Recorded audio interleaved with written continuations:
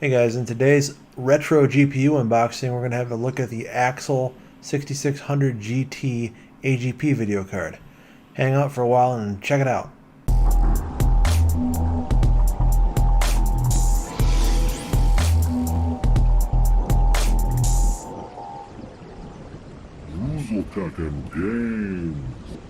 If you haven't already done so, please click the like button, subscribe to the channel, and leave a comment below. Thanks.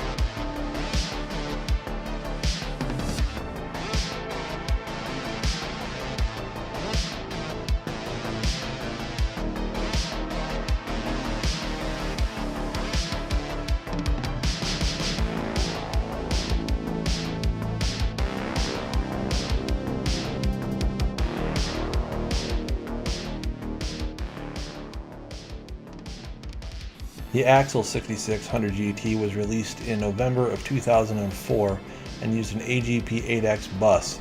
It has a graphics clock of 350 megahertz, or core clock, uses 512 megabytes of DDR2 memory, which actually at the time is a lot of memory for an AGP card. The memory clock is 266 megahertz with a memory interface of 128 bits, has memory bandwidth of 8.53 gigabytes per second, uses 8 shader processors, 8, and has a maximum power draw of 65 watts. You can achieve a resolution of 1600 by 1200 on the DVI port and a maximum resolution of 2048 by 1536 on the VGA connector.